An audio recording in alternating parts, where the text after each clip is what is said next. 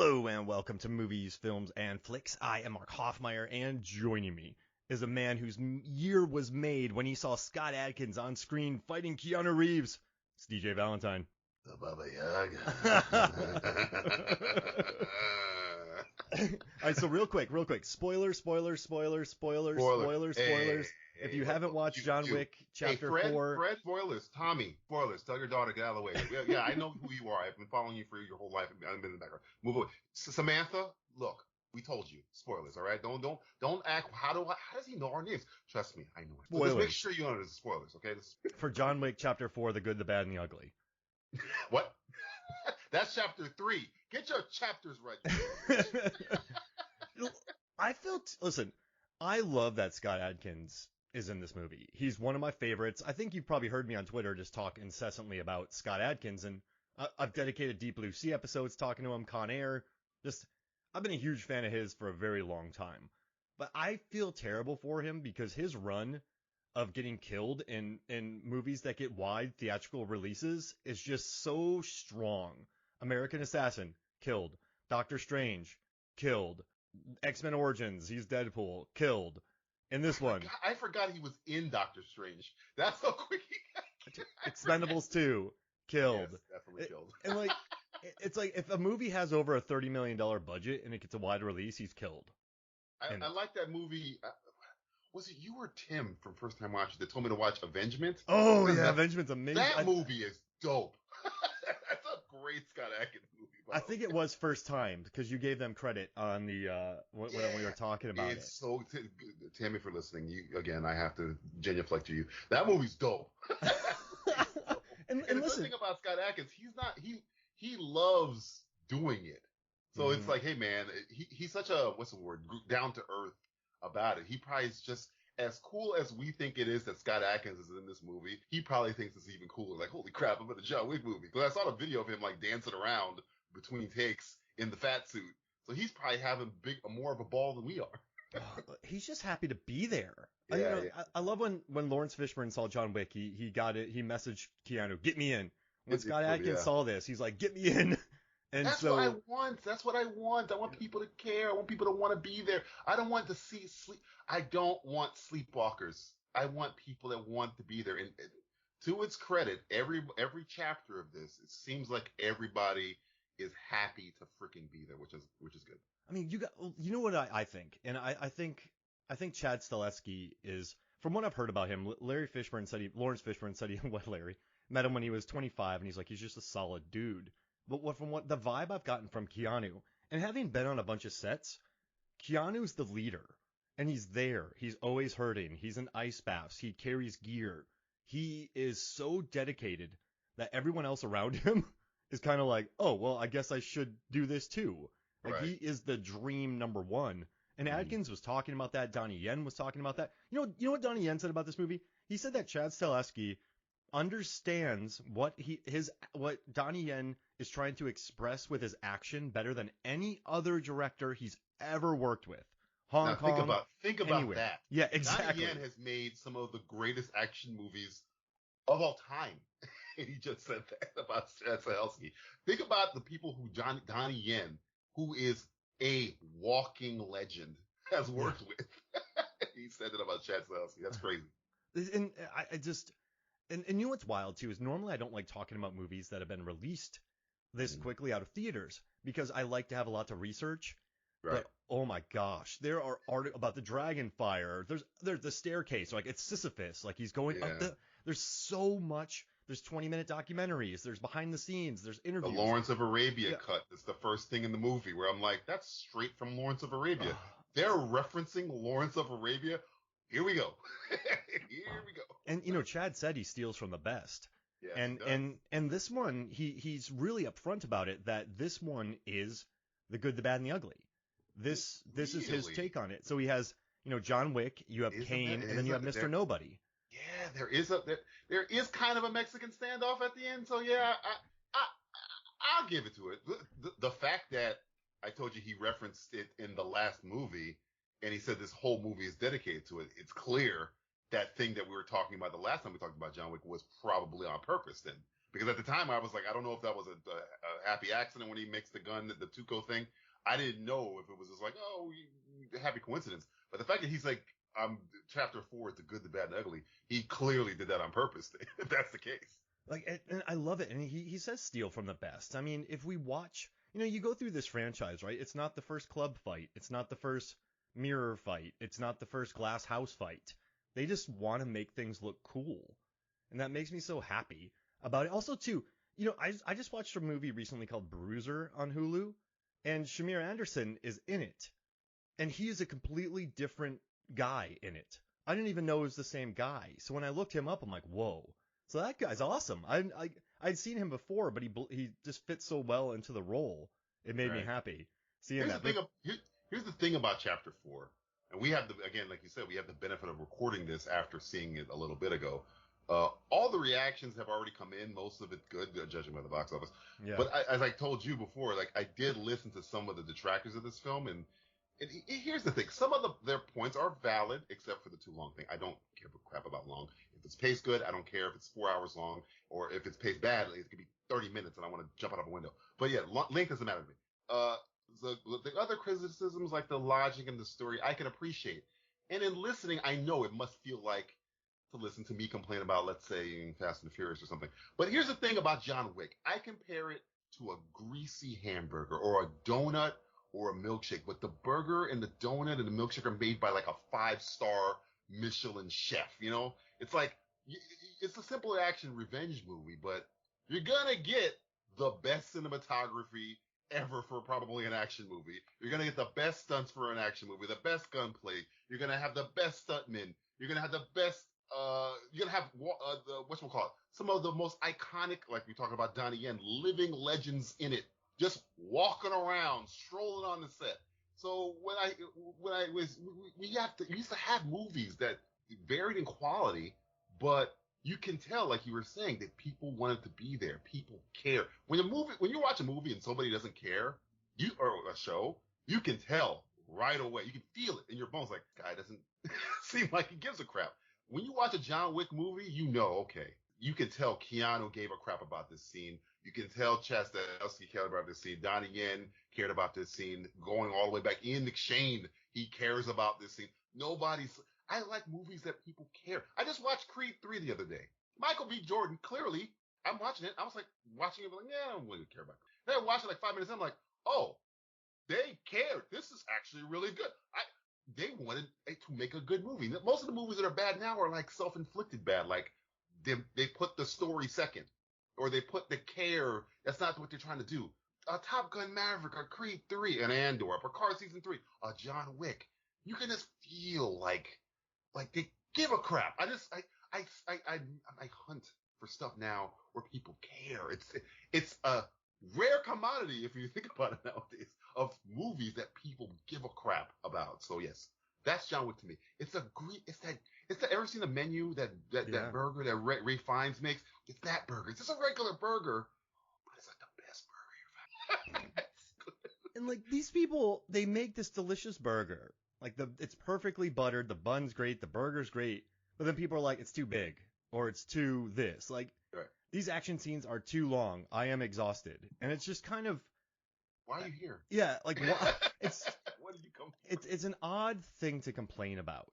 And listen, everyone, like, we live in a world where there's billions of people, so we can all have different thoughts on things. It's totally fine because we're all just enjoying things for different reasons. But I do think there are people out there who just sort of, like, they watch this movie that I think probably has one of the best cinematography in an action film since Skyfall.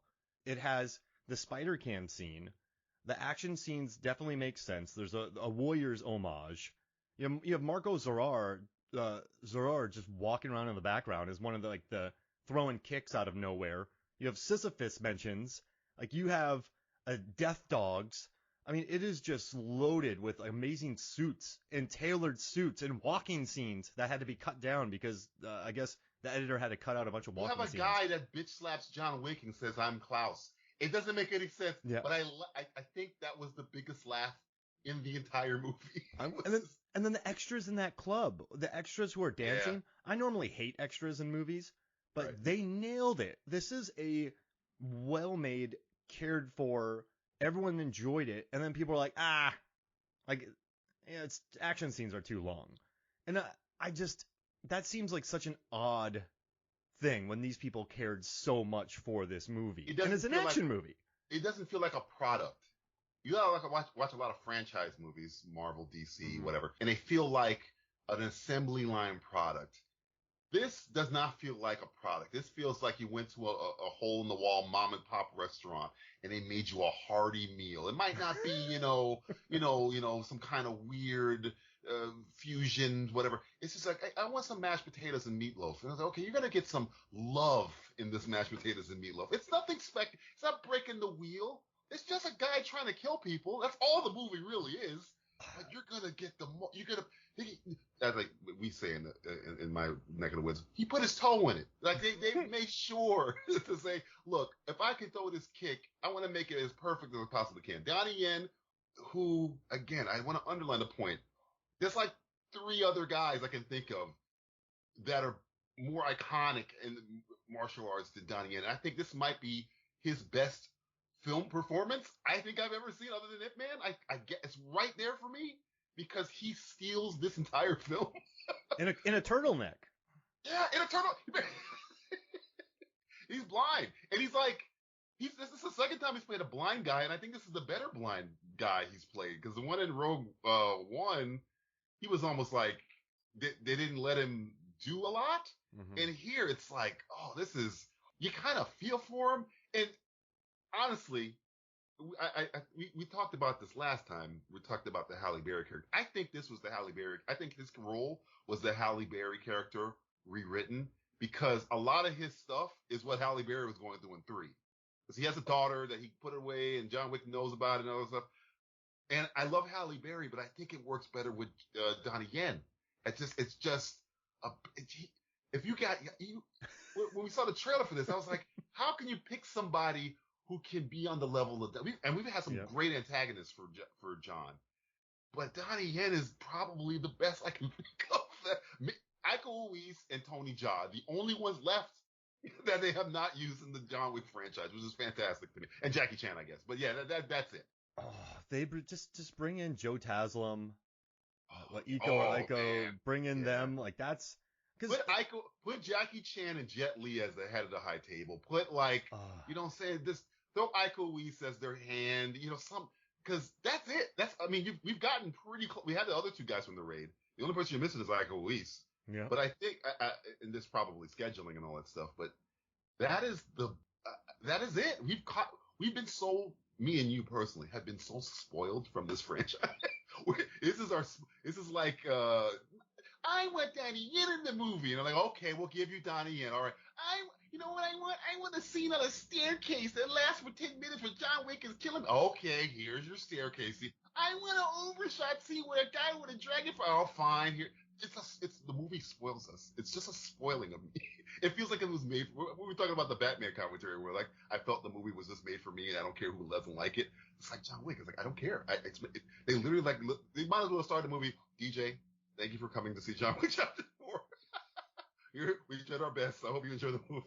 It's just dedicated to you. That's what it felt like, man. That's what it felt like. And you get Marco in there, and then like who's just been in so many different movies. You get like, and also too. I mean, Lance Reddick, he passed away, but he's a legend. And every time he was in that movie, I just like he's one of my favorite actors. Wire, Fringe. I remember watching The Wire in like 2007, 2008 on my tiny iPod screen when I was living in Korea. And it's just like, I remember watching him and thinking, this dude's awesome. Like, this guy's great. And then Donnie Yen made sense though, because it's the 4th John Wick. Like, you gotta step it up. That's the mountaintop. That's the mountain right there. Yeah. And like, listen, I love Dacascos. I love Yaya and the guy from Raid 2. I have names on the tip of my tongue. They're amazing. But I mean, you get Donnie Yen, like that, it works so well, and you actually give him a backstory you care about. It's like, listen, my daughter is gonna die. I'm gonna kill everyone. Just come on. And then you get nunchucks with, you know what they had to work on when Keanu was hitting people with these nunchucks in this movie. These stunt coordinators were talking about how they don't want to do, like, Dark Knight Rises when there's guys who just fall down. or Anne Hathaway throws a kick, and then someone just falls down because, they shoot on film, so it's hard to do playback. I get it. But it's this one, they wanted Keanu to make contact, but then the nunchuck kept bouncing back at him, so he had to learn how to do the weight of it when he hit to not have the lighter nunchuck bounce back looking like it was fake. Like, this is the stuff they think about in the John Wick franchise. And I gotta tell you, I made a joke, but like, I would go to a 4D experience where you leave with a minor concussion and some bruised ribs.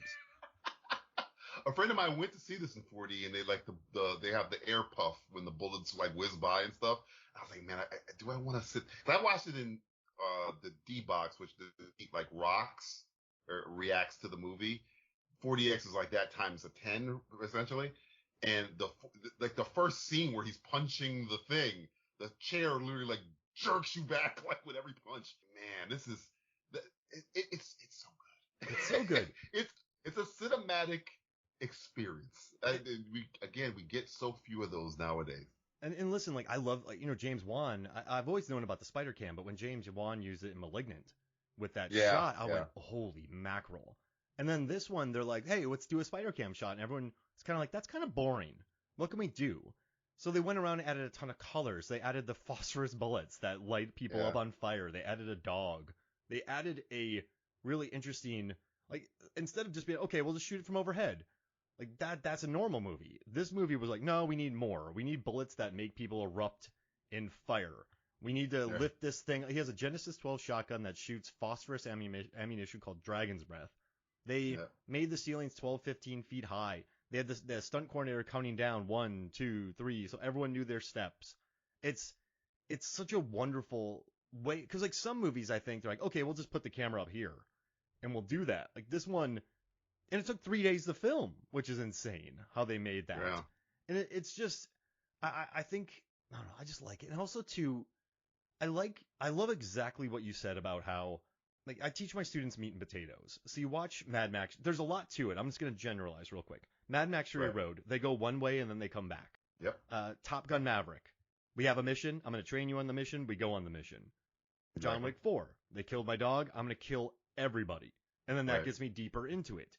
I think sometimes when you have a very quote unquote simple narrative, you can add all that cool character stuff. You could add what you have in John Wick 4, the staircase, the nunchucks, the glass, the Tokyo fight, just some amazing action scenes, because we know the story, we know he's being hunted, and that he's just trying to kill. He wants to kill all the head table.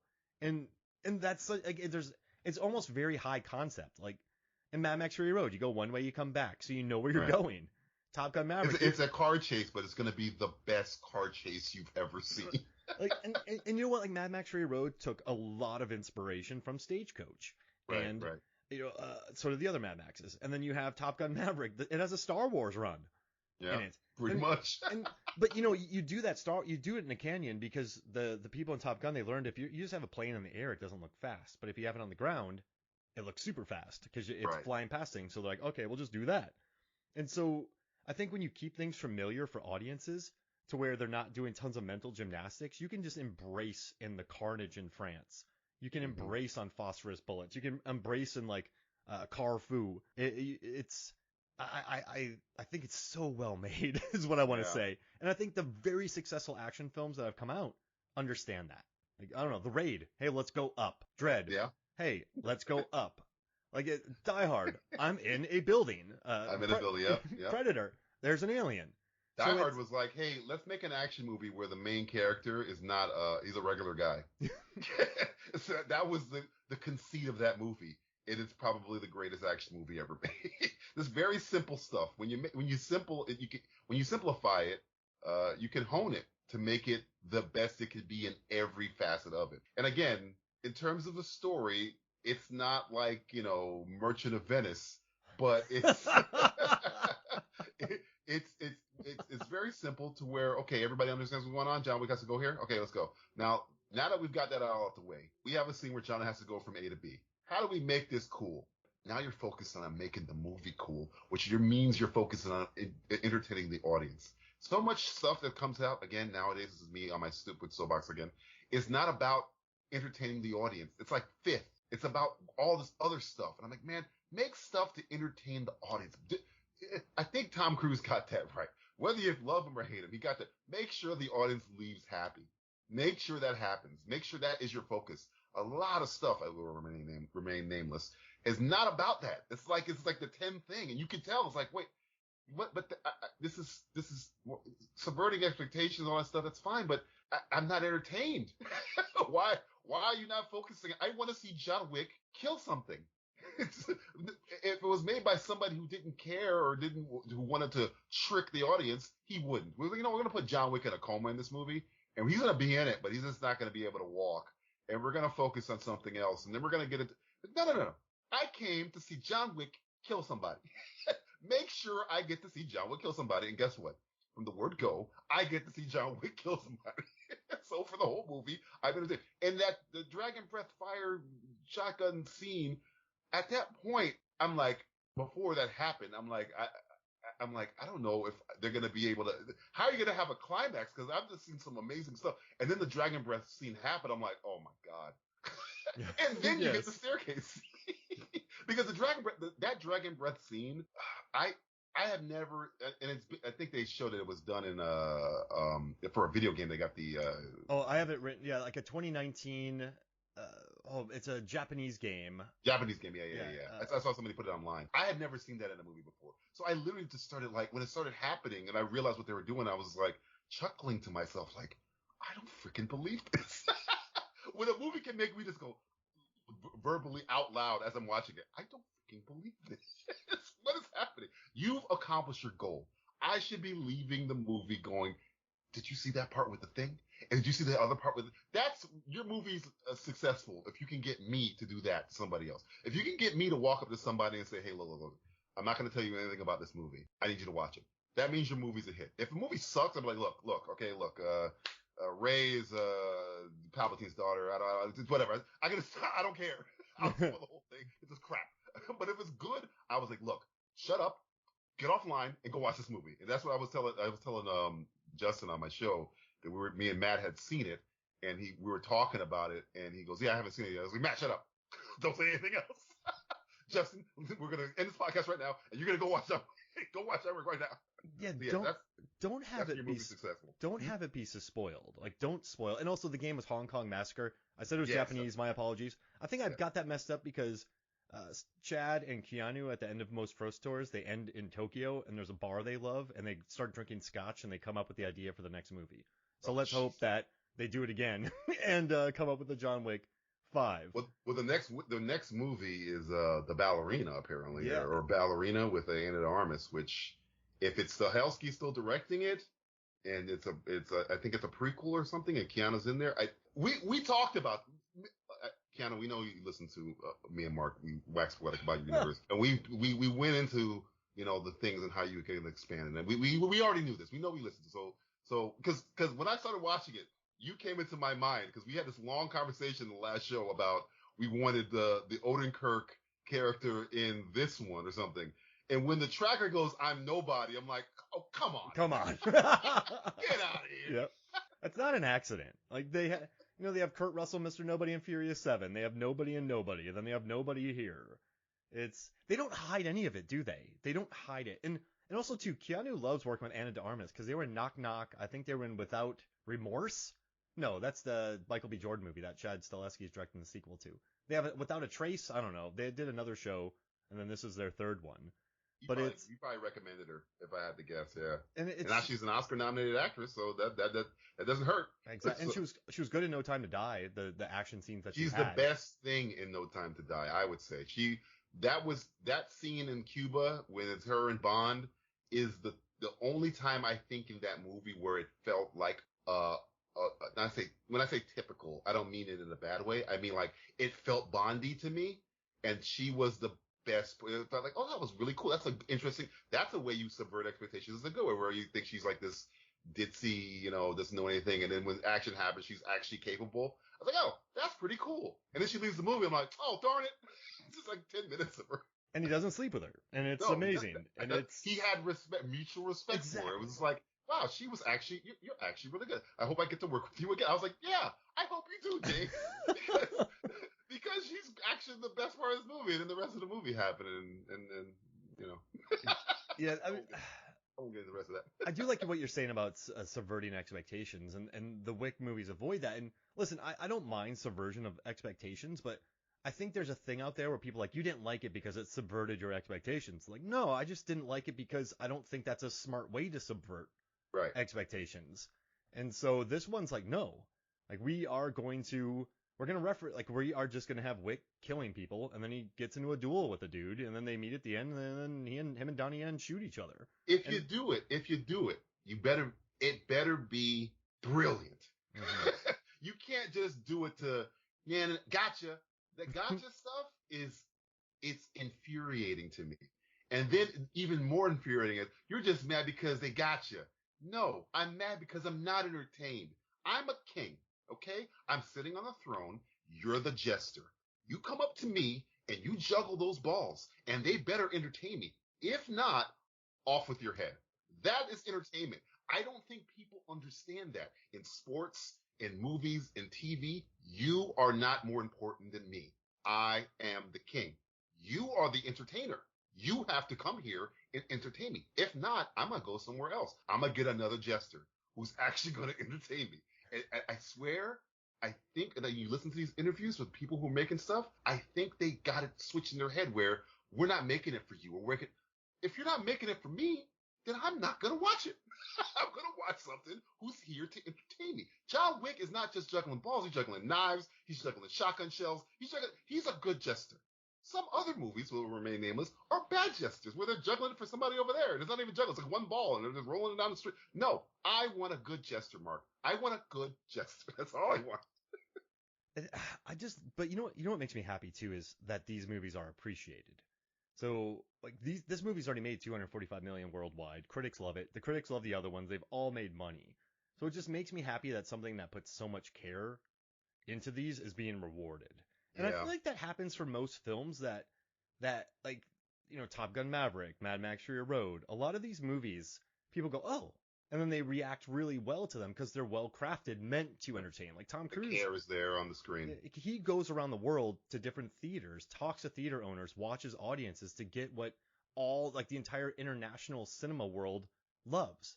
Like Right. he wants theaters built. Like he wants to know what they like, and it makes me happy. And you know what's interesting with Keanu Reeves is he cut a lot of his dialogue in this movie, and but I think the wrong kind of articles were shared about it, where a lot of people were saying, "Oh, he only has 380 lines of dialogue. This is this, and this per minute, and he got paid this much." But if this is the good, bad, and the ugly, how much does Clint Eastwood say in his And let me ask you a question. How much training did Clint Eastwood have in The Good, the Bad, and the Ugly? yeah, I'm pretty sure yeah, Keanu Reeves, he might not say anything, but he does like 70% of his own stunts. I'm pretty sure you can hit the Daniel Day-Lewis, God bless him, is probably the only one I can think, actor-wise, that's going to sit there for years training the way they act like Keanu Reeves just showed up on set and then didn't say anything and went home. No. How many videos of him out of range do we need to see to say he's earning his paycheck? He's not sitting there sleeping. I saw that tweet and I'm like, are you implying that he's sleepwalking through the movie? Because I don't think you've ever seen a John Wick movie if you think Keanu Reeves isn't earning his money. He earned that check. If Tom Cruise is hanging outside of a plane, I don't give a damn how much money you're giving him. He earned that because I'm not hanging out outside of a plane. I'm not going to train for 8 months in jujitsu and judo and Krav Maga and Kung Fu and nunchucks that I use for one scene in a movie and every firearm known to man. He earned that because he cares. Dialogue is good. I'm a huge with dialogue. It's fantastic. But like you said, Clint Eastwood, good, bad, the ugly, doesn't really need to say anything. And you know what? The inflection of the actor is fantastic. When you watch a movie where somebody doesn't have a lot, you think this is the first movie where the star doesn't have a lot of dialogue that's impactful? Get out of here! Get out of here with that stuff. That's insane. and what's wild is that this is John Wick 4. This is a guy who was the Baba Yaga. He's killed more people than he could ever count. His wife died. His dog died. His friends are dying. He's killed the living daylights out of everybody, and he's on a singular mission. He's not going to talk a lot. Paloma in No Time to Die, she talked a lot, but she's incredibly talented, but she's a young upstart. Ryan And Gosling didn't talk a lot in Drive. Did anybody have a problem with Drive? exactly, No. or Only God Forgives, which I love. Only God Forgives. Dread. Anybody got a problem with Carl Urban? I think he's arguably. I don't even think it's an argument. It's the best Dread movie, Dread anything ever made ever. Yeah. And it's just you don't need dialogue for it to work. It's odd that he was singled out because if you just look at the character, he's tired. I have a question, DJ. When you've had a long day and you're beat up, right? Let's say a thing of popcorn fell on your foot. Let's say you walked into a door. Just customers annoyed you. When you go home after a very long day, you're not just gonna get online and start chatting with people. Like you just sort of want to sit by yourself, catch up on soccer, have a whiskey or whatever, bubbly water, and just sit there. When I'm not talking to Mark Hoffmeyer on my own podcast, I literally do what he just said. I grab my dog. I don't talk. I go on my couch. I turn on an Arsenal game. And I just sit back and I turn my phone to silent. I don't talk to anybody. I got to talk all day. I got to talk at work. I got to talk for the podcast. I got to write for the podcast. I got to do dialogue. I don't like talking. I hate people. So yes, and nobody has shot at me. Yeah. Nobody has killed my dog. Nobody has killed my wife. So of course, and that logic. I think it was just somebody trying to do isn't it cool that he only said this amount of dialogue? How much did he get paid per word? And they didn't even factor in the fact that he also fell down a flight of stairs twice. He also dozens of times probably. He had to run up that thing dozens of times in cut takes. Yeah. Like the director's cut's 3 hours and 45 minutes. Please, Chad, we're gonna need that director's cut. I don't care what. Don't listen to anybody. I know you listen to the show. Don't pretend you don't. I don't give a crap what anybody says. Me and Mark, we're gonna need all the footage, all of it, please. If Snyder can get a freaking day, an HBO cut, whatever, we need this. We need the John Wick cut. I need the Chad Stahelski cut. I need all of it. I need all the footage, all of it, please. Yeah, send it to us. movefilmflix@gmail.com. Care of. Yeah. Send it to us. Don't care about anybody else. You can send it to us too. If you don't want to send it, if you don't have the money to produce it and ask, then send it to Mark and I. We'll be fine. We'll. We don't need to finish VFX. Just come on. No, I'll take it. I'll take it as is, man. I'll take it as is. Rough cut. That's fine. And also too, like what I love, Nathan Orloff was talking about this movie in the 3 hour 45-minute cut. Nathan was hired to edit this movie because Nathan didn't have much experience with action. So Chad Stahelski was kind of like, well, I just wanted someone who like didn't go, oh, I cut action all the time. This is how you cut action. Like he wanted someone who like didn't quite know how to do it. Like I think he just sort of knew how to like, he just wanted to make it the best he can. And also he wrote, the goal is to bring a fresh perspective to the proceedings, with Stahelski referencing a large swath of cinematic touchstones. The spaghetti westerns of Sergio Leone, the seminal samurai films of Akira Kurosawa, the silent acting of Buster Keaton, anime, and if you can believe it or not, Singing in the Rain, which so many movies have referenced Singing in the Rain. They never emphasize the dancing with the editing, they cut around it. Orloff says of the 1952 Gene Kelly musical, and so that's how we approach John Wick, not as a typical action movie. And I love that about it. It's an action movie, but they're editing it in a way that's not lazy, or they're not just like, yeah, this is punch, kick, punch, edit, punch, kick, clip, punch, kick, wide shot. Like they filmed it in a way that, and edited in a way that you can see what's going on. The fights are not only make sense, but are clear. I just in terms of stuff that we've seen, there's not a lot of great action stuff. How much great action stuff do we have? Even the Marvel movies and the DC movies. None of those. They're not edited in a way where it's like they pull the camera back so you can appreciate. This is what pissed me off about Shang-Chi and Iron Fist. And I'm like, man, you should have got this to feel like one of those. If I got a redo, I'd get Gareth Edwards to do Iron Fist or Shang-Chi. Because then everybody, no matter if you like Iron Fist or not, you're going to watch it because you want to see because that's one of the guys. See how Mark reacted there? If you don't know who that guy is, that's the Raid guy. No matter what you know about the Raid, when you walk in, the action scenes are amazing. Watch Gangs of London, the TV show. You know the action scenes are going to be insane. And you got a character who's literally based in martial arts, and there's maybe 2 fights. It's like, wait, why doesn't Iron Fist and Shang-Chi look and feel like John Wick? Why not? Why not do that? It's not expensive. What movie do you think had the bigger budget, Shang-Chi or John Wick Chapter 4? I would say I'm pretty sure Shang-Chi. probably by, probably by 75 million, 50 million. So why do I look at Shang-Chi and it looks like a product, and I look at John Wick and it looks like some action epic with cinematography that rivals Nicholas Winding Refn? Like what's going on here that's not going on here? That's the thing that bugs me. I'm like, when I'm watching John Wick, I'm like, why is this the only thing like this? What's going on? You all should be copying this. You should be aspiring to be this. Maybe not in story, but in presentation. Just make it look good. Why are you not focusing on making it look? Why are you being a bad jester? Be a better jester. Yeah, John Wick 400 million, Shang-Chi 150 to 200. And 150 to 200. And like, yeah. listen, I enjoy. That's probably one of the more enjoyable Marvel movies I've watched recently. But this is the way I look at things, where you have a few classics. Like, look at Alien. An alien comes aboard a ship and attacks people. It's a simple idea, air quotes simple, but there's not many of them. And so for me, even the sequels can't really replicate the first one. Like, they can't, and it's such a simple idea. Yeah. But for me, I look at like how many, like I look at sports, right? You know, we watch a lot of soccer, you and I, or football, doesn't matter. How many games are there like Maradona, you know, like when his hand of God? How many are there of Messi, who just won the World Cup? Like, there aren't that many all-timer games. There's a lot of good games. There's a lot of decent games. There's some surprises. Leicester City will come up and overperform. Or styles. There's not a lot of champagne football. There's a lot of Conte football where you sit back and nobody really, this is past the football people complain about when they watch soccer. Like, this is boring. But Atletico Madrid. Yeah. Like, if you watch or you watch somebody like Brighton, or for example, you're going to see actual, like, wow, that was really exciting. Like, oh, there's back and forth. Why, when you're making a movie based on show based on martial arts, is John Wick the only one like it?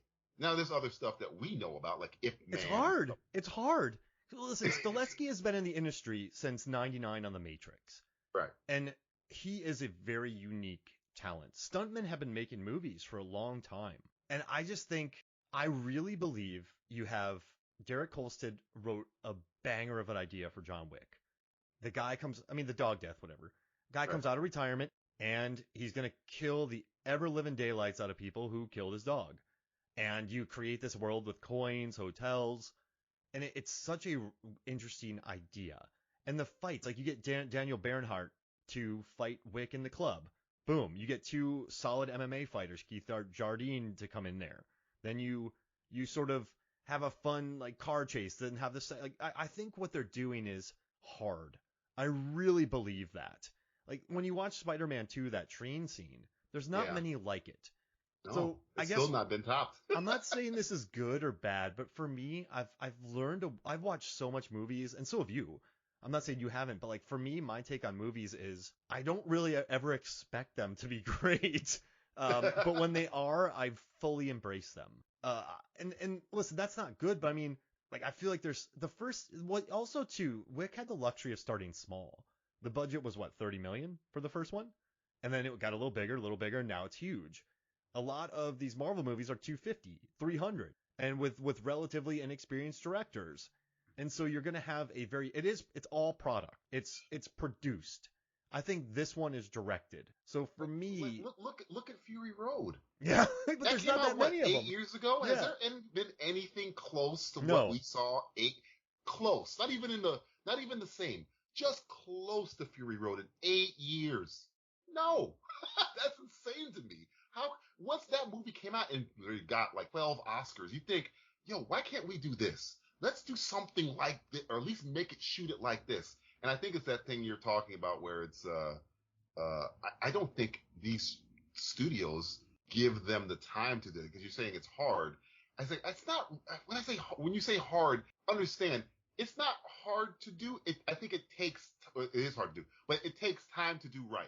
And I don't think these movies are given the time to do it right because Keanu is one of the producers. And he's in it. He's gonna give it the time. Lionsgate's gonna give you the time to do it. Marvel's not gonna give you the time. You got 6 months.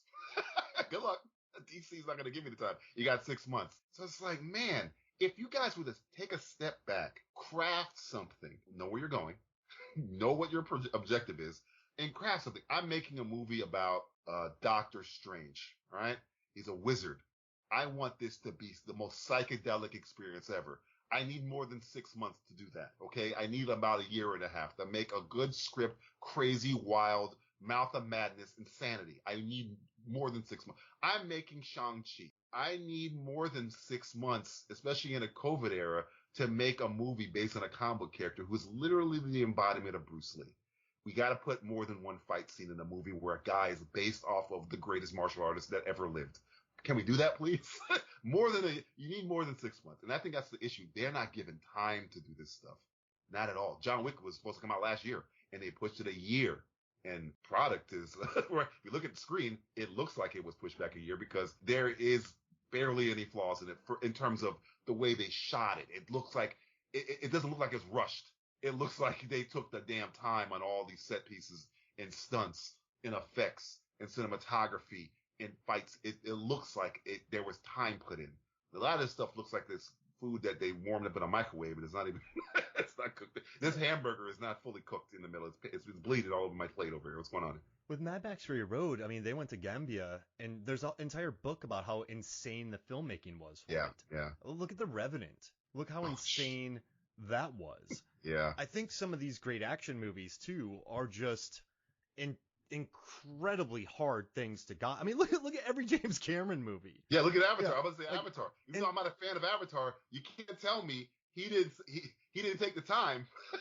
That was what 14 years or something like that. Yeah, and it paid off. So I think, but we're you know what's interesting? I know a lot of people are like, movies aren't like they used to. I think we're in a great time for movies because the amount of voices that are now making movies and the amount of sort of international distribution, like Portrait of a Lady on Fire, Petite Maman, RRR, Parasite, those movies are now making huge waves around the world, and I love it. But I also think we're in a content war of people needing to push out content as fast as possible to capture that. So for me, my expectations have become so low that I know when I'm getting a good hamburger. Like yeah, you take that bite, you're like, oh, okay. Yeah, exactly. I got you. And I guess that's like, a lot of people are like, Mark, you're too positive about movies, which I hate, and I think it's like really odd, and I don't get it. But I guess for me, I just look at them all in context. And so I guess maybe I'm so nihilistic, I just never expect things to be good. Like when Andor started hitting, DJ, I can't explain to you how happy I was. Like when me and Mark would be messaging each other like, can you freaking believe this? I'm on episode 3. I'm on episode 4. Don't tell me anything. See, that's an example. Mark would be ahead of me, and he would tell me, wait till you get to episode 5. But he wouldn't tell me anything because he cared because it was good. Good. But it feels like I've been shot out of a cannon when I watch stuff like this. I'm serious, man. Like sometimes you get such a high from a good movie. And so I guess most movies I'm just like, yeah, it's cool. It'll be fun. It's content. I don't expect much. So I don't know if that's good or bad. I don't know if that's insulting the filmmakers, but that's why I adore this John Wick franchise. It's, you get Scott Adkins, you put him in a fat suit, then you have him fight in a Russian club with water pouring on him. I wanted him to do the scorpion kick he does? Yes. I thought he was going to do it. I was like, do it in the fat suit. He did the roundhouse, and I was like, all right, that's pretty cool. He's like a boxer. They wanted him to be like Sammo Hung, right? And Mike Tyson combined. And I love it, and just I don't know. I love too that Lawrence Fishburne was talking to Keanu Reeves, and Keanu just goes, I haven't spoken in like 15 weeks. Like it's hilarious. And also Keanu Reeves said this movie is a beautiful feast with multiple courses and a nice glass of wine. Like that's what it is. It's food. Yeah. It's food. And like also there's a couple things we haven't talked about yet, and that's Bill Skarsgård as the Marquise. Like I love him in this movie. Like just the suits, the accent, the Those Skarsgårds. Let me tell you something about these Skarsgårds. Okay, I'm watching the other Skarsgård on Succession, and he's pretty good. Andor, we just talked about it. The other Skarsgård, Stellany, also pretty good. These Skarsgårds, I don't know what to tell you, Mark. They're pretty fucking good. Pretty good. And you know what I love about them is they pop up over in the weirdest movies. Yep. Like they'll be in War on Everyone, but then they'll be in Tarzan, then they'll be in Andor, then they'll pop up in Barbarian. And then one's in Vikings. Like they're all like, and then they're in another show, but they're all different. They don't just get stuck in a bubble. Or like, I'm sorry, and what's the word? Stuck in they don't want to get pigeonholed, I guess, in a certain role. But watching him in this movie, the accent, when he cuts nobody's hand, and just, you know what though, if I had Marco as my backup, if he was my muscle, I would be the most overconfident dude in the planet too. Like imagine being the crime lord and having John Wick being your guy. Bro, if I had John Wick as my second, holy crap, people would hate my guts. You talk about Karen. Oh, Jesus, I'd be the biggest Karen of them all. I want to speak to your manager. Just John, handle my lightweight, please. What's with this guy, huh? You think John Connor in the T800 was a problem? DJ with John Wick? I would go to restaurants just to complain. Just to complain. And then Wick's just sitting there like, oh, the Baba Yaga. Oh, man. Have you met my friend here? The Baba Yaga. If I had Chidi with me, though, all the time with his kicks, I would in his bulletproof suit, I would be a nightmare DJ. Like you said, I would just... Mark is going to buy... He's going to go to a restaurant. He's going to order food, take a bite, and go, I'm sending this back. But sorry, I'm sending it back. It's too cold in here. Can you turn the air up or down, please? Whatever nomenclature you use, please. I'm a little chilly. Everything that's waiting for me on my opulent palaces has to be brand new. Like I don't want a Whopper that's been under the heat lamp for 20 minutes. Like I want my burger I just want burger bars all throughout. You know what? When you watch those commercials, those commercials from restaurants, and they look like they're making an egg sandwich with actual eggs. He's gonna want that to actually happen. When they pour it out of a carton, but in the commercial they're usually real. Mark's like, this seems like it's out of a carton. Where's your actual eggs? I want an actual McDonald's. I want actual eggs in this one, please. Oh no, it's the Marquise coming back. You have a problem with my request? I just want to make sure you. There's something I said that was a little bit off-putting. Is that what you're telling me? And the Harbinger's behind me, just going, ugh. Clancy Brown. The whole time I'm like, the best Lex Luthor of them all. The whole time. You got the villainous Highlander, the guy from just there hanging out.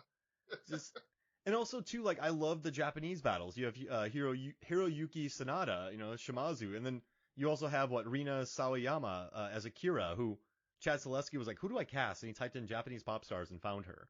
I saw the interview, and I'm like, really? She's great. I think she's gonna be expanded. I believe they're gonna base it on here's the thing. We don't know exactly how they're going to expand this universe. I know they are. We don't know how the ballerina is what they're gonna use out of that. But you can, like we said in the last show, you can go every character in this movie, and this is not a slide on Keanu. Every character in this movie, I could have followed them and not been bored. I could have followed Kane and not been bored. I could have watched a whole movie about Scott Adkins guy. That guy is so cool. I could have watched. He's only in the movie for like 25 minutes, but I would have watched a whole movie about that guy. Dude, Klaus? Yeah, it's Klaus. A Klaus movie. Tell me about Klaus.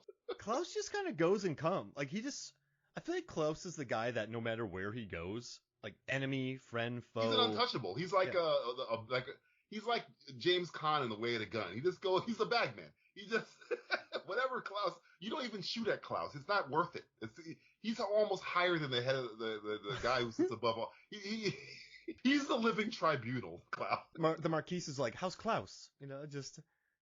Klaus has sent us a message. We can't keep him waiting. We have this Klaus. If this is Jets vs. Sharks, he could go back and forth between them. He's the guy who goes in between all the rival stuff. I would love that. Klaus He talks to the head of the high table. He talks to the marquee. He talks to John Wick. He talks to the Barrio. Okay, he just goes in. He's the go-between. He's so good. He's so good. Like you and I are the head of the Florida chapter, right? We have the Miami Continental, right? And you and I are just hanging out. I feel like you and I would be hanging out one day drinking Blanton's because that's so much product placement in this movie. We would just be hanging out drinking Blanton's. I would look to my right, you would look to your left because we're just sort of looking at each other at the table, and Klaus would just be there, like unannounced. If Klaus were to show up, I would like. It's one of those times where you're like playing your Xbox and your mom like catches you. You like stand up from the table. Oh, Klaus is here, guys. Because everybody, hey. How'd you Fix get your tie, here? stupid. Fix your tie. It's Klaus. Wait, did someone walk you up? This door is locked. I'm Klaus. I'm Klaus. Fair enough. Go where I want. Fair enough. Give him the best room, the best wine, please. I would treat Klaus like a king. I would treat him like a king. Would he trash his hotel room, or would you not even know he was there? It's funny. I bet you Klaus's hotel room after he was done, when he left, it would look just the same, but everything would be a little off. Like the bed would be turned a little bit to the left. The lamp shade would be tilted a little bit. It's like, he was here, but was he? It's like a specter.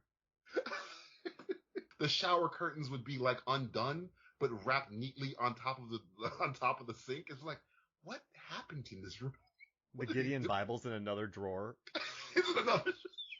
That Klaus. Damn it, Klaus. And but he tips well, so that's good. He's a very good tipper. Look at you have to be a very good tipper if you're running with the John Wick clan, as it were. My goal in life, though, is like Katya in this movie. I know she worked with Klaus, and Tonks from Harry Potter was making me happy. But I want to look as cool as she does in a movie one day. She has like the slick back hair, the tattoos. Like I want to have that, but like a Florida look and look that cool, and not James Franco from Spring Breakers. I think I want to. If I had to be a character in this movie, I wouldn't be Barrio King. I think I would want to be the Harbinger. I like the guys that are like there. They can say whatever they want to anybody, but nobody, like Klaus or the Harbinger, nobody says anything to them. Because Harbinger like reads Skarsgård the riot act for a little bit. Skarsgård could just, you would think, be like, kill him, but he doesn't do that because he's not. Harbinger just floats on his own, man. He just does what he wants. He comes and goes. He has a big freaking dial, time dial or whatever. Oh yeah, he does. Just pops it out perfectly. Yeah, man. This place has been desecrated or deconsecrated. The consecrated? What's the word he used? Something with D. Yeah. He's gonna do a deconstructed burger on them. He would eat a deconstructed burger. I was like, I want the burger, the bun, the cheese, all separated on a plate. And you know who I would want to be in this world is one of the Shinobi assassins, but I'm not that like lithe. I'm not like a puma, so I don't think I could do that. So I do think Cassian lives. I think Cassian survives. Yeah, that's what I was hoping for. I was hoping one of those guys would come back. And I'm happy they weren't, because then I kind of would have been like, oh, fan service. Like they refuse to give us fan service, which is interesting. But I, in my brain, think that Cassian's alive. I would like to be. Would you want to be Peter Serafinowicz' character in part 2? I'm not that slick, man. I'm not a smooth guy. Like, if I had to do that, I'd be like, listen, this gun, this gun, this gun, this is for that. This. Would you want to be the cop? Would you want to be the cop from part 1? He kind of creeps me out. John, working some things out. Yeah, I like him. I'm telling you, I would be Cassian because I get hired, but everyone knows I'm not as good as John Wick or Zero, but I can still fight John Wick to a reasonable degree, which means it's not an embarrassment. You could hang with John Wick in a fight. Which means I'm what? Tougher than 99.9999999999999999999% of the population. Exactly. It's like if I'm in the club, people are like, oh no. But if John Wick's in the club, I got to get booted from the VIP lounge. You know what? I think I'm Mark Dacascos. I think about it because I'm like a fan of all these guys. Is that the dog? I think I'm him. I think I'm that guy. Is that the dog? Yep. I want to be Ian McShane, but I think I'm Mark Dacascos. I think I'm that guy. I'm the fanboy, the John Wick fanboy that's just roaming around. Listen, that was a pretty good fight, huh, John? That's me. That's me. I think I figured it. He would let us live too. Like I'd be like, listen, Wick, this is nothing personal, but I kind of have to fight you now. It's not for the whatever's on your head, the bounty.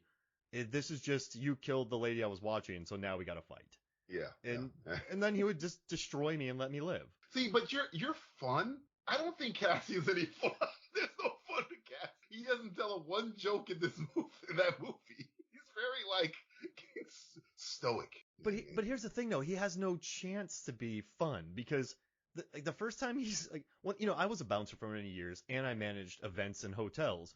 Right. And Comic-Cons, like everyone called me Mr. Grumpy. So when I'm thinking, everyone tells me that I look very kind of angry, like I want to fight people. But in my head, I'm like, oh, so it's 2:00 now. Shatner's coming back here. So then we'll do this. I have these extras over here. We got this food event at 3. I'll go over there. But I guess people read that as like, I'm going to kill you all. So, he's in his head. He finds his boss killed. And then it's just him hunting down Keanu. And then he doesn't really want to have a drink with him. Like, No. he's like, listen, I like gin and tonics, whatever. I would have done the whiskey, but gin and tonics are cool too. I would do some Hendrix, some, like a cucumber and like some nice, whatever. But you're more pleasant. I think you're like Bobek, the big basketball player guy that John Wick needs to like. Wait, I'm Kevin Nash. Oh, you know what? You're Kevin Nash. Hey, take the night off. All right, that's because Wick respected him enough. That's the smartest move anybody in a John Wick movie has ever done. It's just, yeah, I'm good. I'm out. And Wick respected him enough to give him an option. Yep, you're Kevin Nash. Yes, I just walk away. Kevin Nash was in that movie for like 5 minutes because he was the bouncer, and John Wick told him take the night off, and he did. He said, "I'm not getting shot today." First and foremost, he knows his name. Second, he's smart. Mm-hmm. Third, he lives. Like that's all. Well, if John Wick knew my name, that means you've done something right. If John Wick lets you live, you've done something right. If you're smart enough, too. And you have, and also too, he does not have an ego. No. It's like, maybe I could take him. No, he doesn't. He's not that guy. He knows his limitations. A man's got to know his limitations. Kevin Nash knew his limitations. I'm not beating this guy in no fight. I know what's about to go down. I got to get the heck up out of here. And once again, too, you and I were assassins. We're French. We work in Paris. Okay. You and I are going to have so much work. We don't need to cross streams with John Wick. I'll be at a cafe, just drinking we'll be hanging out, drinking some cappuccinos, just relaxing. And just kind of like after a nice dinner, we get the text 40 million, and then we watch 8 guys get plowed down by headshots. I'm turning on Arsenal again. I'm ordering another cappuccino. Yeah, I I think we're playing Liverpool this weekend. Yeah, I'm gonna put that on. I'm good. And if he knows, my phone was off. I didn't get the message. What? Really, John Wick's? I didn't know. I did something like my service. I got T-Mobile. Maybe that's what's going on here. I didn't because there's no way. Hello, I'm losing you. What? I'm in a tunnel. I'm going through a tunnel. And if he knows us and he walks by. No. It's a misconception. Just getting shot for John Wick. You crazy? All of our friends are dead, and you and I just clean up. And if he knows us, like I would just put my hands up in the air, just like not even threatening, be like, I'm not coming for you, man. Like, let me drink my cappuccino. Hey man, John, I'm going to that cafe right over there. You can keep walking up. Yeah, I'll put my hands up in the air. I don't care what hot radio disc jockey plays what song on the radio. I'm not going after you, John. I can't spend money if I'm dead, John. First off, that number is way too low. If it was 400 million, sure. Yep. Okay, I get it. 40 million is not enough. That is not enough money. You and I are on a team of 80 assassins, and we're kind of not great assassins. And we're like, oh, hey, go kill John Wick. That means we get, what, 500K each? Not even close to worth it. Yeah. Not even close to worth it. No. Let me have my cappuccino. You can watch your Arsenal game. And we will have so much money and work after this. I'll give you $500,000 to go try to kill the most deadliest person that was ever born. This guy's killed more people than cancer. And I want you to go after him for $500,000. No. No. You better add about 6 more zeros. There's no way I'm going after that guy. And moving traffic. With a dog who is just on its own team attacking my nuts. There's no way that's going to happen. And here's the deal. Let's say let's just try to snipe him. Let's go from like a quarter mile away. You better make it. And just wait. But like if he's going one way, like we'll be like, okay, we're going to wait till he's walked away from us about 100 yards. And we're on the top of this very large building. Let's try to pot shot him from up here. Because if we don't kill him, he's not going to come back for us. He's just going to keep going. Like, he's not going to come back for us, run up a skyscraper, and then kill us. And then go down. But here's the thing. Let's say we're on that building and we're going to try and pop shot him, like shoot him in the back with a sniper rifle from 500 yards out. And that's not the thing you got to worry about. John Wick has people that want to kill John Wick more than we want to kill John Wick. So they're going to kill us so they can kill John Wick. So I got to worry about John Wick and this other guy I don't even know who's around with a dog that's going to shoot me in the back because I'm taking aim at John Wick. It's not worth $500,000 is what we're telling you. Oh, yeah, I forgot about nobody shooting people. Nobody shooting people who are trying to kill John Wick. He's like, wait a minute. I'm already in for a penny trying to kill John Wick. Now I got to worry about this guy too? And Donnie Yen? What the? No. No. Another cappuccino, please. Please. Making a picture. Can I get a picture? like, have you seen So I Married an Axe Murderer, the gigantic cappuccino that he drinks from? I would just be like, Wick, I ordered this. I mean business. Like, nobody, I see you over there. Donnie Yen, Kane, don't kill me. Like, I'm not able. Don't kill me. I don't want to be involved. I want to be the operators. I'll write it on the chalkboard, but that's about all I'm doing. That's about it. I ordered some petit fours. Like, I'm going to be snacking. I'm going to be drinking caps. Just let me be. You're going to be so strung up on caffeine. It seems like you're going to just crazily go after John Wick. You're not going to even remember, how did I get here? Did I actually go after John Wick? What was it? Why did you try and stop me, man? Caffeine again, Hoffmeyer. Yeah! And then he would just knock me out. Wick would just knock me out, I think. John's the caffeine, man. I don't even know what I'm doing. Mark, drink some water. Eat something. Did you have a donut? Take a shot of tequila, calm yourself down, balance it out.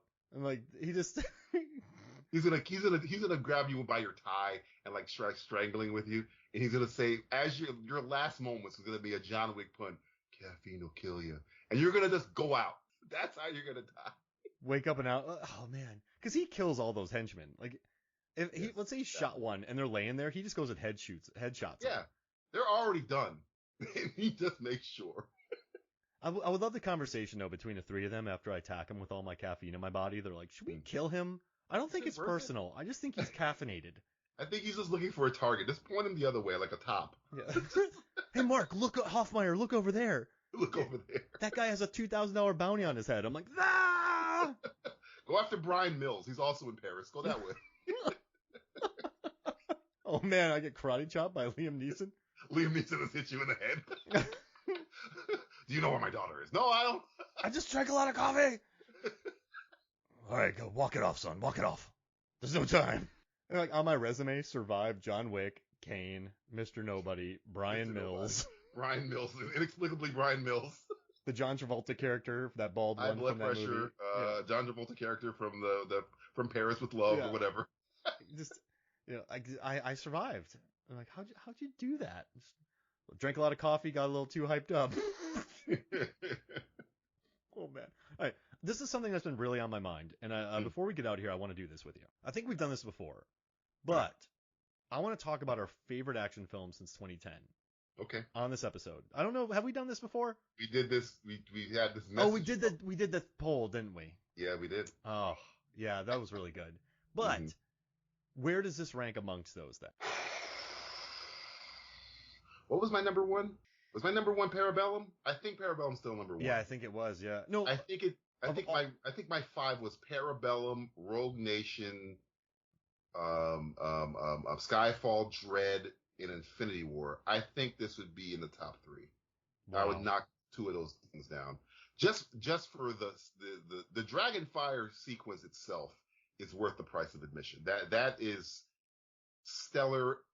Something you've never seen before filmmaking. So yeah, I would put it in top 3. I still think I like Parabellum more. This is probably my second favorite John Wick movie. I think it's just because the first 30 minutes of Parabellum is freaking insane. Again, they're all insane. But this movie is fantastic. I think in terms of character, this movie's better because again, we mentioned them a lot. Donnie Yen damn near steals this movie. He is fantastic. But yeah, it's in top 3. I'd say top 3. Wow. So I think my top 4 are set with Raid 2, 13 Assassins and The Night Comes for Us. But this would fight for the 5th spot between Mad Max Fury Road and, probably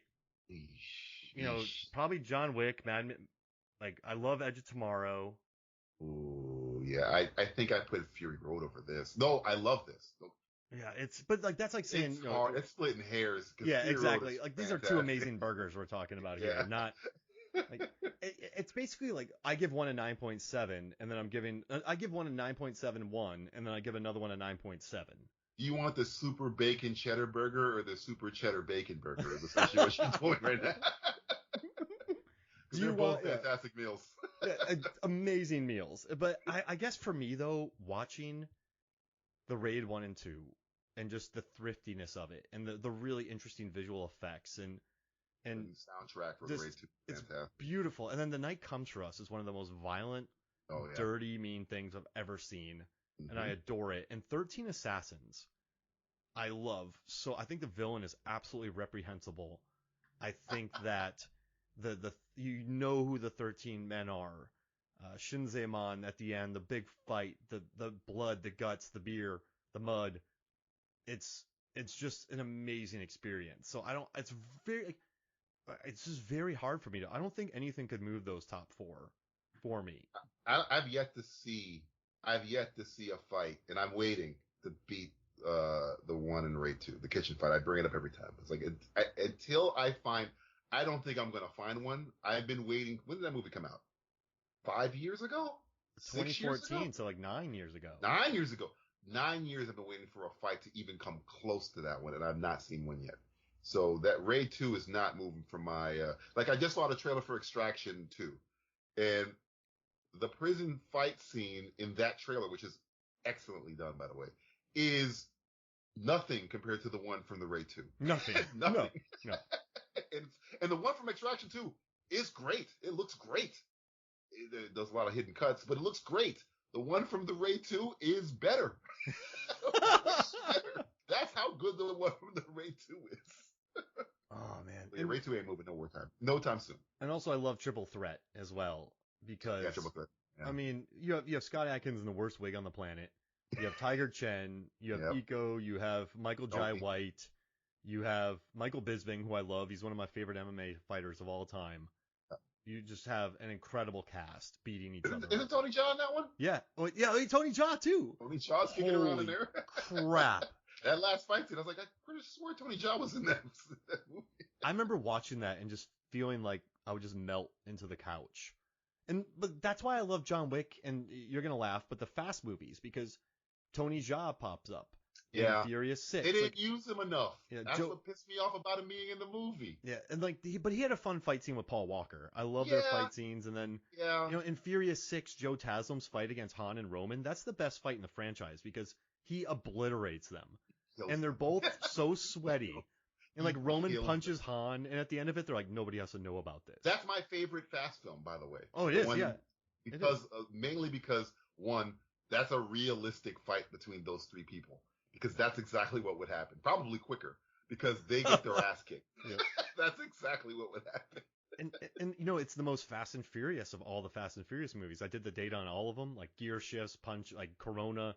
It has a barbecue. It has Corona. It has it has races. It has the longest runway on the history of the planet. History of the planet. It has fist fights. It has main character death. Like it has all the tropes of a Fast movie. Sleeveless shirts. Yep. It has all the tropes of these films, but it works. Like the action scenes actually work. I like Luke Evans. I like Gina Carano's really good.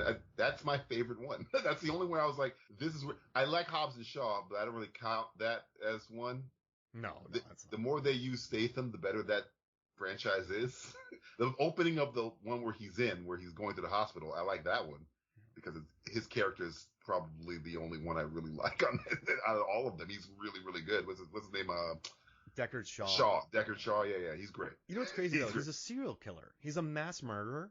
Yep. And then in the next one, The Fate of the Furious, he becomes Uncle Statham.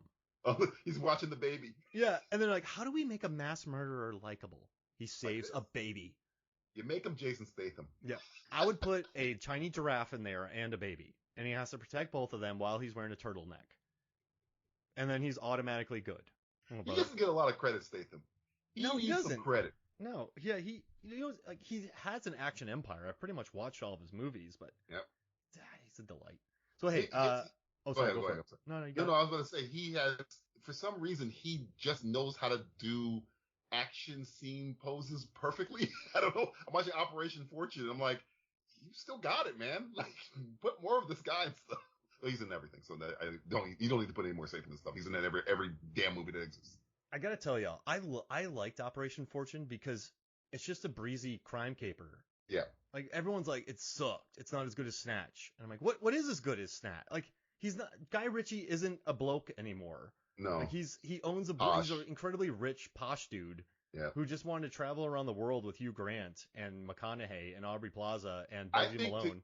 I think Guy Ritchie has gotten two of the greatest Hugh Grant character performances in the last 10 years. Because the one in The Gentleman is fantastic, and the one in this one, The Fortune, is also fantastic. He's fantastic in those things. He blows up everything and just... I love the scene with the wine where Bugsy Malone's like, woo! Like he does that noise. He's like, you've created a monster. And Carrie Ells is this ordering very expensive wine. Movie's good, man. It's good in a disposable way. It's TNT, TBS, like FX. If it's on a rainy Saturday, if that was a series, you tell me you wouldn't watch every week. I'd watch that show. It's like Burn Notice. Like it's breezy. Yeah, it's Burn Notice to the movie. It's essentially wow. I love that how Aubrey Plaza shakes Statham in scenes too. Like he's like, I don't know how to talk to you. Like I can't do it. But hey, they needed more of that. That's the only thing it needed. This thing needed more Statham character because he's essentially the same guy at the end as he is in the beginning. But yeah, he's still good. His action scenes are fantastic. He's still got it. He's literally still got it. Yeah, there is no time for any development whatsoever in it. No. But that's like Ocean's 11. None of them change. No. But there was a thing going on. It's Danny and the wife. So there's a thing. Yeah. But there's not really anything going. It's just the plot of the movie that's going on in Operation Fortune. I don't think they had a lot of time to do character stuff or stuff that has nothing to do with the plot of the movie. So yeah, the coolest thing was Hugh Grant's character with Josh. That's the biggest relation. And that scene with the missiles is fantastic. That's the best part of the movie for me. Just a delight. It's very rarely do I sit and watch a movie and go, I really like that. How the hell did we get from John Wick Chapter 4 to Operation Fortune? We got to Statham, and then we shifted. So, but hey, where can people find you, DJ? Right behind you, eating a cheeseburger. Thank you. Where can people find you online? Where can they listen to your shows? Like simplisticreviews.net. So just search Simplistic Reviews on iTunes, Spotify, Twitch, whatever the heck you would. No, Twitch is dead. YouTube, anything like that. Twitch, I forgot they died. Also, the first episode of our latest episode just dropped this April. Our April episode just dropped on the 1st. And we're dropping our commentaries for a TV show called Gotham Knights. We did the first 2 episodes, and oh boy. Oh boy. Not a good show. Not good. Oh boy. Oh boy. Awesome. Well, yeah, definitely. And then I sometimes drop in for voice work. Jay has done some characters, so check it out. It's wonderful. Live on the air, we're doing this right now. I have a script that I'm going to give you probably in a week that I need you to do the voice for. Will you do it? Sounds great. I'll happily do it. Oh, and I have some things to read right now. I asked people on MFF about action films that they love, and I got Mad Max Fury Road, recent-ish from 2010. I got Stretch and Boss Level, Haywire. That's when they dubbed over Gina Carano, right? Oh yeah, but the actions, oh my gosh. It's a good fight scene, yeah. Predators, Book of Eli, and then Predators underappreciated. Predators, I love that movie. Book of Eli, it's fun, man. It's so fun. And then we have Night and Day, which is actually better than I remembered. The Losers is actually better than I remembered. We have Mayhem from 2017 with Samara Weaving and Stephen Hyun. My buddy Tom loves Battleship and Pacific Rim. Robin says Becky, Snowpiercer, Atomic Blonde, and Mad Max Fury Road. Atomic Blonde's awesome. And then Tom once again says Lockout, because that's just an absolute delight. Overlord. Overlord's fantastic movie. Fantastic movie. I love that film. And then Ty Nguyen says A Man from Nowhere and Man on Fire. Jesse Deal says Edge of Tomorrow, Hardcore Henry, and Kingsman: The Secret Service. And I got one more. Jason Rainey brought up Paper Tigers on Twitter.